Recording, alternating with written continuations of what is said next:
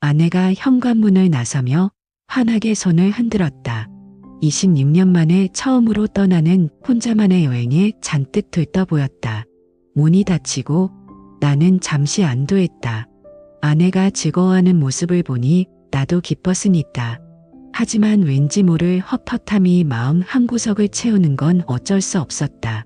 그저 아내가 없는 며칠이 어색해서일 거라고 그렇게 애써 생각했다.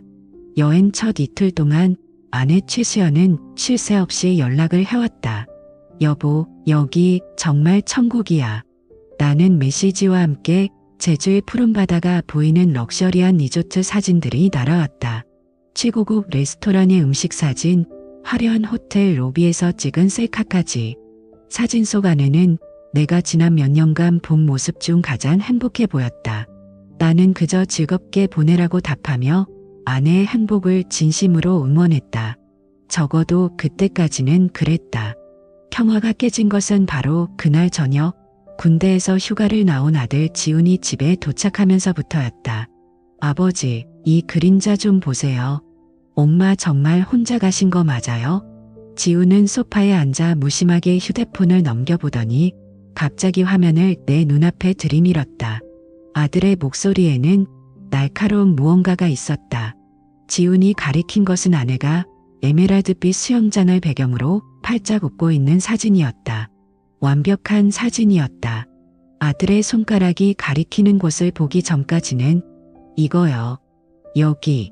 사진 속 바닥에는 아내의 그림자가 선명하게 찍혀 있었다. 그리고 그 바로 옆 아내에게 거의 붙어 있다시피 한 곳에 훨씬 더 크고 긴 또 다른 그림자가 있었다. 단순히 서 있는 모양이 아니었다.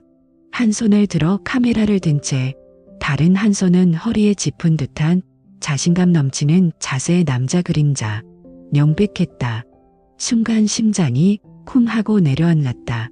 식은땀이 금줄기를 타고 흘렀다. 리조트 직원이 찍어줬겠지. 아니면 체험단 다른 분이. 나는 나도 모르게 더듬거리며 변명했다.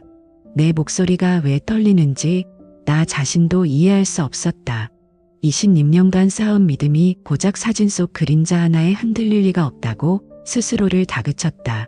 그런가요? 지우는 더는 묻지 않았지만 그 표정은 아버지는 정말 그렇게 믿으세요?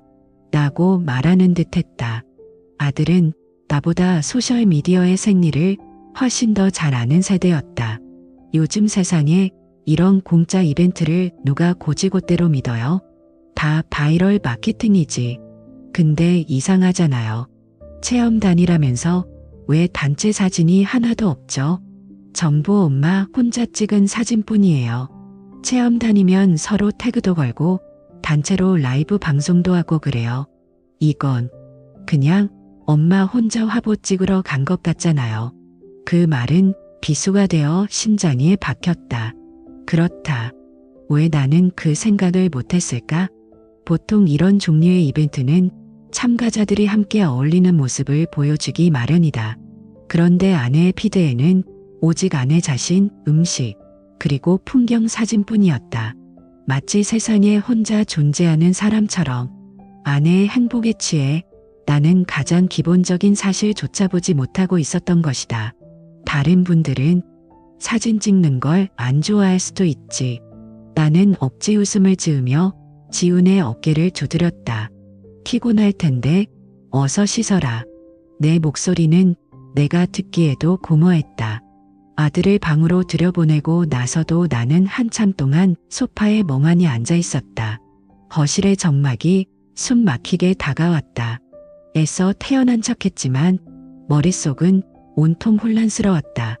아들의 말이 맞았다. 뭔가 이상했다. 아주 많이.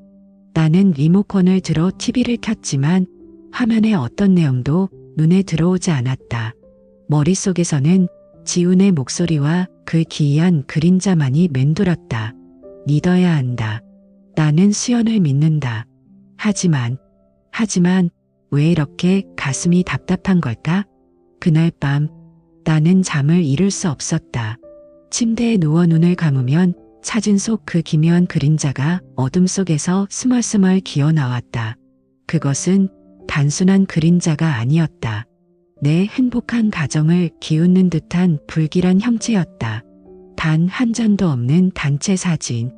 SNS 이벤트치고는 너무나 갑작스러웠던 당첨 소식. 그리고 여행을 준비하며 평소와 달리 유난히 들떠있던 아내의 모습. 따로따로일 때는 아무것도 아니었던 퍼즐 조각들이 이제 하나의 끔찍한 형상을 향해 달려가고 있었다. 아니야, 이건 아닐 거야. 나는 몸을 뒤척이며 스스로에게 속삭였다. 시연은 그럴 사람이 아니다. 26년의 믿음. 그것은 너무나 견고해서 작은 의심조차 허락하지 않는 성벽과도 같았다. 하지만 그날 밤, 그 성벽에 처음으로 실금이 가기 시작했다. 망치로 내려친 듯 금이 간 곳에서 차가운 바람이 새어들어와 온몸을 떨게 했다. 결국 나는 더 이상 버틸 수 없었다. 이 불확실함은 사람을 미치게 만들었다. 이건 그냥 넘길 일이 아니었다. 새벽 2시, 나는 침대에서 일어나 비틀거리며 거실로 향했다. 그저 아들의 말이 틀렸다는 걸, 내 의심이 어리석은 기우였다는 걸 확인하고 싶었을 뿐이다. 떨리는 손으로 아내의 소셜미디어를 열었다. 그리고 심장이 멎는 것 같았다. 스크롤을 내리자 방금 올라온 새로운 사진 한 장이 눈에 들어왔다. 분위기 좋은 카페 테이블 위에 놓인 2개의 아이스 아메리카노 잔. 그리고 테이블 모서리에 무심하게 걸쳐진 은색 메탈 스트랩의 남자 손목시계. 혼자 떠난 아내의 사진이라고 하기엔 너무나도 명백한 두 사람의 흔적이었다. 어젯밤 나를 괴롭혔던 그림자가 그저 불길한 상상이었다면 이 사진은 차갑고 단단한 현실이었다. 나는 화면을 확대해 시계를 자세히 들여다보았다. 내 것이 아니었다. 내가 아내에게 사준 적도 없는 전혀 낯선 디자인의 비싸 보이는 시계였다. 갑자기 숨이 턱 막혔다. 의심이 공포로 변하는 순간이었다. 나는 미친 사람처럼 사진의 댓글을 확인했다. 아니나 다를까 아내의 친구가 어머 누구랑 갔어? 라고 묻자 아내는 태연하게 체험단 동료랑 같이 한잔했어 라고 답글을 달아놓았다. 그 웃음 이모티콘이 나를 조롱하는 것처럼 보였다. 심장이 얼음장처럼 차가워졌다. 다음 날 나는 회사에 출근했지만 일에 전혀 집중할 수 없었다. 머릿속에는 온통 2개의 커피잔과 그 번쩍이는 남자 시계뿐이었다. 서류 위로 글자들이 춤을 추고 동료들의 목소리는 웅웅거리며 멀게만 들렸다. 이대로는 안 되겠다 싶었다. 뭔가 아주 작은 것이라도 좋으니 확인해야만 했다. 나는 점심시간에 여행 업계에서 오래 일했던 김동현 팀장에게 다가갔다. 최대한 아무렇지 않은 척 가볍게 말을 걸었다. 팀장님, 요즘 SNS에서 하는 체험단 이벤트 같은 거 있잖아요. 그거 믿을 만한가요? 집사람이 제주도 리조트에 덜컥 당첨됐다고 해서요. 김 팀장은 내 얼굴을 잠시 살피더니 컵에 물을 따르며 말했다. 박 부장님, 솔직히 말씀드릴게요. 진짜 제대로 된 업체에서 하는 체험단은요. 계약서부터 씁니다. 포스팅 몇 개 이상, 해시태그는 뭘 써야 하는지 가이드라인이 아주 빡빡해요. 그리고 아무나 뽑지 않죠. 보통은 여행 전문 블로거나 관련 콘텐츠를 꾸준히 올린 사람들 위주로 선정합니다. 사모님, SNS는 주로 일상이나 음식 사진 아니었나요? 네, 그렇죠. 내 목소리가 기어 들어갔다. 그리고 가장 중요한 건데요. 김 팀장은 목소리를 낮췄다. 그의 눈빛이 심각해졌다. 사실 그걸 미끼로 쓰는 전문적인 사기꾼들도 있습니다. 특히 외로움을 느끼는 중년 여성들을 타겟으로요. 제 친구 장인어른도 비슷한 일 겪으셨어요. 아내분이 명품 가방 선물 받고 좋아하셨는데 나중에 알고 보니 그게 전부 그놈이 대신 내준 카드 값이었던 거죠. 모든 경비를 대주면서 한심을 사고 같이 여행하면서 감정을 흔들고 결국에는 돈을 요구하거나 다른 목적을 이루는 겁니다. 세상에 공짜는 없다는 말 괜히 있는 게 아닙니다. 부장님, 김 팀장의 마지막 말은 망치가 되어 내 머리를 내리쳤다. 사기꾼. 그 단어가 내 머릿속을 헤집어 놓았다. 아내의 들뜬 목소리, 평소와 달랐던 과감한 옷차림, 그리고 사진 속의 그 모든 부자연스러운 증거들, 퍼즐 조각들의 사기라는 끔찍한 단어, 주위로 순식간에 모여들었다. 나는 저녁 시간이 되자마자 미친 듯이 집으로 달려왔다. 김 팀장의 말이 사실이 아니기를, 제발 내 의심이 틀렸기를 빌었다. 현관문을 열고 들어선 집은 적막했다. 아내 없는 집이 이렇게 차갑게 느껴진 적은 처음이었다. 그리고 나는 26년 동안 단 한 번도 넘어본 적 없는 선을 넘기로 결심했다. 바로 아내의 노트북이었다. 거실 테이블 위에 놓인 아내의 은색 노트북. 마치 판도라의 상자처럼 보였다. 나는 마른 침을 삼키며 노트북을 열었다. 열지 말아야 한다고 이선이 소리쳤지만 진실을 알아야 한다는 본능이 더 강했다. 비밀번호 입력창이 떴다. 우리 결혼기념일. 씁쓸한 미소가 절로 나왔다. 이 비밀번호를 설정하며 행복해했을 아내의 얼굴이 떠올라 가슴이 미어졌다. 비밀번호를 누르자 익숙한 바탕화면이 나를 맞았다. 심장이 잊힌 듯이 뛰었다. 나는 떨리는 손으로 인터넷 브라우저를 열고 방문 기록을 클릭했다. 그리고 나는 그곳에서 지옥을 보았다. 제주도 2인용 럭셔리 리조트. 제주도 커플 비밀 데이트 장소. 40대 여성에게 어울리는 선물. 들키지 않고 여행하는 법. 체험단에 당첨된 사람이 할 만한 검색이 아니었다. 이것은 명백히 한 남자가 다른 남자의 아내를 유혹하기 위해 준비한 계획의 흔적이었다. 마치 지난 26년의 4월이 우리의 추억이 이검색어 몇 줄에 전부 지워지는 기분이었다. 온몸의 피가 차갑게 식는 것 같았다. 하지만 이건 시작에 불과했다. 이성적으로 생각해야 해. 더 확실한 증거가 필요해. 나는 거의 본능적으로 파일 탐색기를 열었다. 수십 개의 사진 파일들. 대부분은 SNS에 올린 것들이었다. 나는 실망감에 노트북을 덮으려던 참이었다. 그때 눈에 잘 띄지 않는 구석에 있는 폴더 하나가 눈에 들어왔다. 임시 저장이라는 폴더. 심장이 철렁했다. 제발, 제발 아무것도 없기를. 망설이다. 클릭했다.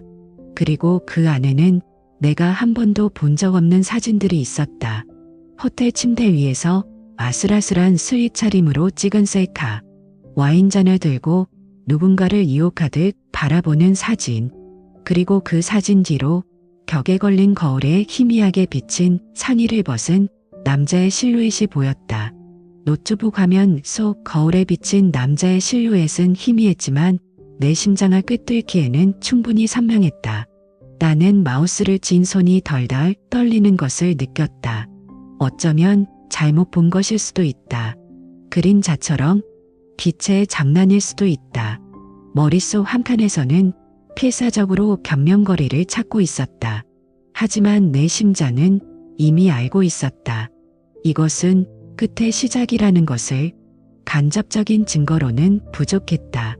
나는 부정할 수 없는 제3자가 확인해주는 명백한 사실이 필요했다. 마지막 남은 한 조각의 희망을 붙잡고 혹은 그 희망을 내 손으로 완전히 끊어버리기 위해 나는 휴대폰을 들었다.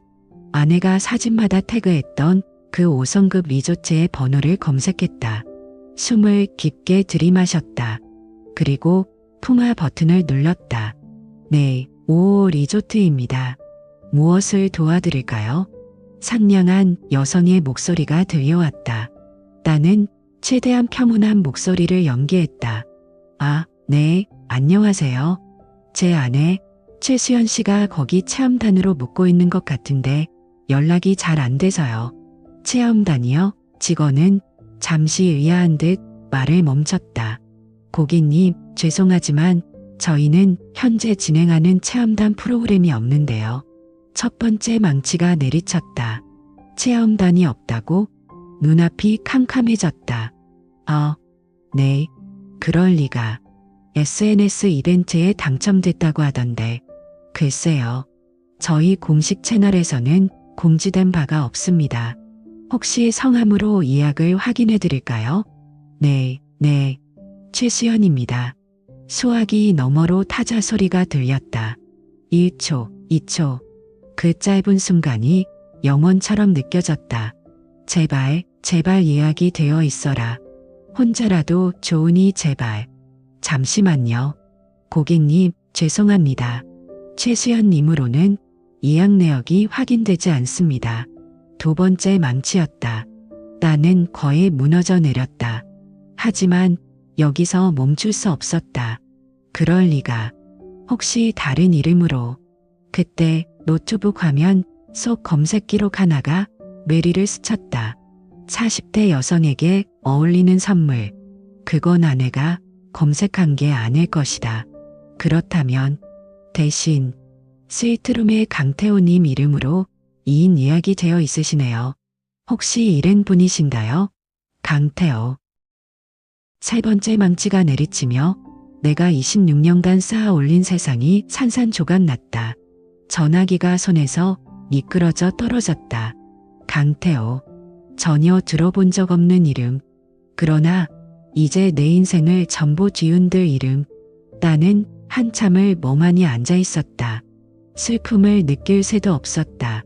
거대한 배신감 뒤로 차가운 분노가 용암처럼 끓어오르기 시작했다. 그때부터 나는 더 이상 상처 입은 남편이 아니었다. 나는 사냥꾼이었다. 나는 떨리는 손으로 다시 휴대폰을 들고 인터넷 검색창에 강태호라는 이름을 쳐넣었다. 결과는 금방 나왔다. 번지르르한 프로필 사진과 함께 프리미엄 여행 기획 전문가, 당신의 꿈을 현실로 만들어 드립니다. 따위의 문구로 자신을 포장한 한 남자의 얼굴이 떴다. 여행 마케팅 회사의 CEO라고 했다. 나는 그의 소셜미디어 계정을 찾아 들어갔다. 그리고 그곳에서 역겨운 진실과 마주했다. 그의 피드는 마치 전리품 진열장 같았다. 수십 명의 각기 다른 중년 여성들과 최고급 리조트, 명품 레스토랑에서 찍은 사진들로 가득했다. 그리고 그 여성들의 게시물에는 약속이라도 한 듯 똑같은 해시태그가 달려 있었다. 샵 체험 당첨, 샵 꿈이 여행, 샵 행운이 여신. 내 아내와 똑같은 수법이었다. 그는 전문적인 사기꾼이었다. 외로운 여성들에게 환상을 팔아 그들의 가정을 파괴하는 악마. 분노가 머리끝까지 치밀었다. 이제 감상에 젖어 있을 시간이 없었다. 나는 전쟁을 준비해야 했다. 그날 오후 나는 회사에 병가를 내고 집에서 모든 증거를 수집하기 시작했다. 아내와 강태호가 주고받은 메시지, 강태호의 SNS에 올라온 모든 사진과 다른 키의 여성들의 게시물들을 캡처했다. 아내의 노트북에 숨겨져 있던 사진들을 모두 USB에 옮겨 담았다. 증거를 모으면 모을수록 배신감과 함께 기묘한 냉정함이 나를 지배했다. 모든 디지털 증거를 백업하고 난 후 나는 왠지 모를 이끌림에 아내가 여행 가기 전 미리 싸둔 가방을 열어보았다. 그리고 그 안에서 나는 마지막 증거를 발견했다. 손바닥 안에 쏙 들어오는 작고 묵직한 은색 라이터, 정교한 문양이 새겨진 내가 한 번도 본 적 없는 물건이었다. 아내는 담배를 피우지 않는다. 이것은 그 남자의 것이었다. 그놈의 흔적이 우리 집안까지 들어와 있었던 것이다. 나는 그 차가운 금속을 손에 쥐었다.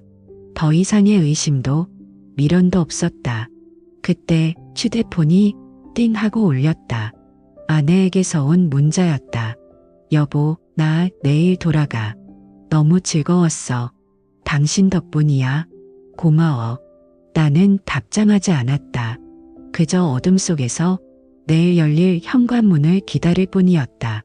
모든 것이 끝장날 그 순간을 밤새 차갑게 식은 거실의 공기가 유난히 무겁게 느껴졌다. 나는 소파에 앉아 어둠이 옅어지며 창밖이 푸르스름하게 변하는 것을 멍하니 바라보고 있었다. 테이블 위에는 밤새 수집한 증거들이 담긴 USB와 그 남자의 것으로 추정되는 은색 라이터가 놓여 있었다. 분노와 슬픔, 배신감이 뒤섞여 이제는 아무런 감정도 느껴지지 않는 텅 빈 상태가 되었다. 나는 그저 기다렸다. 심판의 순간을. 오후 6시. 드디어 현관문 도어락이 해제되는 소리가 들렸다. 문이 열리고 여행 가방을 끈 아내가 모습을 드러냈다. 며칠 전보다 더 화사해진 얼굴, 값비싼 새 옷, 그리고 완벽한 휴가를 보낸 사람 초기의 만족스러운 미소. 그녀는 나를 발견하고는 아이처럼 활짝 웃으며 달려왔다. 여보, 나왔어. 보고 싶었지? 선물도 많이 사왔어. 나는 아무 말 없이 아내를 바라보았다. 아내는 내 침묵이 이상했는지 잠시 고개를 갸웃했지만 대수롭지 않게 여기며 제잘거리기 시작했다. 리조트가 얼마나 좋았는지 몰라. 스파도 받고 맛있는 것도 실컷 먹고 정말 꿈 같은 시간이었어. 나는 천천히 자리에서 일어났다. 그리고 내 평생 가장 차가운 목소리로 입을 열었다. 어서 와. 아내의 미소가 순간 굳었다. 앉아봐. 할 얘기가 있으니까. 당신이 말하는 그 꿈 같은 시간에 대해서. 나는 TV 리모컨을 들었다. 강태호에 대해서도. 강태호라는 이름이 나오자 아내의 얼굴이 하얗게 질렸다. 무슨 소리야. 그게 누구? 나는 더 이상 아내의 거짓말을 들어줄 생각이 없었다. 리모컨 버튼을 누르자 거실의 대형 TV 화면에 내가 준비한 첫 번째 증거가 떴다. 리조트의 공식 예약 확인서였다. 이건 당신이 묵었다는 리조트 예약 확인서야. 보다시피 당신 이름은 없어. 예약자 이름 강태호. 2인 스위트룸. 아내의 동공이 세차게 흔들렸다. 나는 멈추지 않고 다음 증거를 화면에 띄웠다. 강태호라는 남자의 소셜미디어 페이지였다. 수십 명의 다른 여자들과 똑같은 장소에서 찍은 사진들, 그리고 그 여자들이 올린 똑같은 착취함 단당처 후기들. 당신만 당한 게 아니더군. 이 남자 전문 사기꾼이야. 당신 같은 여자들을 유혹해서 금품을 뜯어내고 가정을 망가뜨리는. 아니야. 그건 오해야. 아내의 목소리가 모기만하게 기어 들어갔다. 오해? 나는 코웃음을 쳤다. 그럼 이것도 오해인가? 화면이 바뀌고 아내가 노트북에 숨겨두었던 사진이 나타났다. 호텔 침대 위에서 찍은 선정적인 셀카. 그리고 거울에 비친 남자의 실루엣. 아내는 비명을 지르며 고개를 숙였다. 나는 마지막으로 테이블 위에 놓여있던 은색 라이터를 집어 아내 앞 유리 테이블 위로 탁 소리가 나게 던졌다. 이건 그 남자의 기념품인가? 여기까지 끌고 들어올 만큼 소중했어? 모든 것이 끝났다. 아내는 더 이상 감명하지 못하고 바닥에 주저앉아 통곡하기 시작했다. 여보, 미안해. 내가 정말 잘못했어. 제발 용서해줘. 용서. 26년간 억눌려왔던 분노가 마침내 폭발했다. 미안해? 뭐가? 26년 동안 나를 완벽한 바보로 만들어 놓고 이제 와서 뭐가 미안해. 내가 당신을 어떻게 믿었는데. 내 인생 전부를 걸고 당신을 믿었는데. 바로 그때 현관문이 다시 열리며 아들 지훈이 들어왔다. 모든 상황을 짐작하고 일부러 시간을 맞춰 온 것이리라. 지훈은 울고 있는 엄마와 싸늘하게 서 있는 나를 번갈아 보았다. 아내는 구원자라도 만난 듯 아들에게 기어가려 했다. 지훈아, 엄마가 잘못했어. 하지만 지훈은 그런 엄마를 차갑게 내려다볼 뿐이었다. 엄마.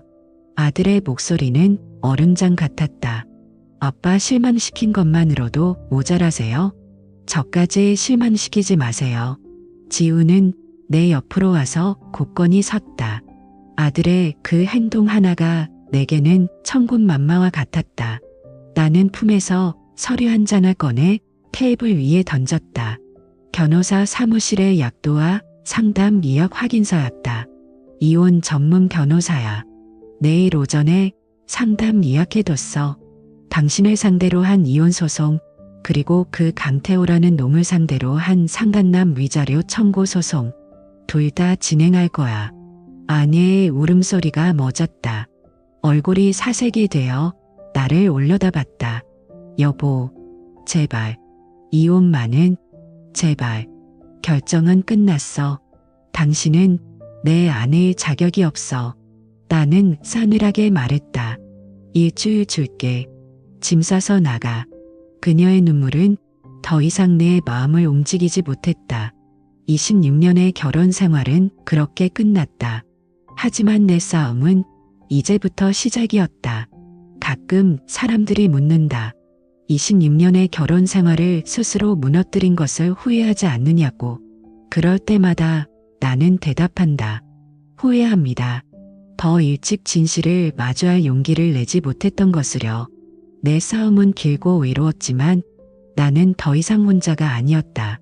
변호사를 통해 내가 모은 증거들은 차고 넘쳤다. 이혼 소송은 생각보다 싱겁게 끝났다. 명백한 이책 사유로 인해 법원은 내 손을 들어주었고 재산의 대부분을 지킬 수 있었다. 하지만 내 진짜 싸움은 그것이 아니었다. 나는 강태호 같은 사기꾼이 이 땅에 발붙이지 못하게 만들고 싶었다. 인터넷 커뮤니티에 내 사연과 함께 그의 수법을 올리자 놀랍게도 비슷한 경험을 한 다른 남편들에게서 연락이 쏟아졌다. 우리는 함께 연대했다.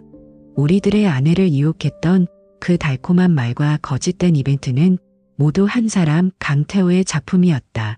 언론은 이 사건을 중년 여성 대상 로맨스 스캠으로 대서특필했고 그의 여행 마케팅 회사는 여론의 문매를 맞고 파산했다. 결국 강태호는 사기 및 여러 혐의로 법의 심판을 받게 되었다.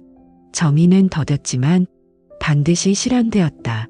그로부터 1년이 지난 지금 내 삶은 완전히 달라졌다. 나는 더 이상 과거의 상처에 얽매여 사는 어리석은 남편이 아니다. 제대한 아들 지훈이는 내 곁을 든든하게 지켜주었고 우리는 함께 새로운 꿈을 꾸기 시작했다. 위자료로 받은 돈은 내 상처에 대한 보상이자 우리 부자의 새로운 시작을 위한 종잣돈이 되었다. 아버지, 여기 어때요? 햇빛도 잘 들고 사람들 많이 다니는 길목이라 우리 카페 자리로 딱인데요. 어느 주말 오후 나와 지우는 작은 상가 건물 앞에서 미래를 그리고 있었다. 아들과 아버지의 커피집. 생각만 해도 가슴이 따뜻해졌다. 바리스타가 꿈이었던 아들은 그 누구보다 열정적으로 원두를 고르고 인테리어를 구상했다. 우리는 무너진 가정의 잿더미 위에서 서로의 상처를 보듬으며 새로운 희망을 짓고 있었다. 26년의 결혼 생활은 끝났지만 내 인생은 끝나지 않았다. 오히려 진짜 내 인생은 이제부터 시작이라는 생각이 든다. 나는 이 일을 통해 내가 생각보다 훨씬 강한 사람이라는 것을 깨달았다. 진실은 고통스러웠지만 그 고통의 끝에서 나는 진정한 자유를 찾았다. 혹시 지금 당신도 설명할 수 없는 불안감과 의심으로 고통받고 있는가? 그렇다면 외면하지 마라. 맹목적인 믿음이 당신을 바보로 만들게 두지 마라. 진실을 마주하는 것은 아프지만 그 거짓의 성을 무너뜨려야만 비로소 새로운 삶을 시작할 수 있다.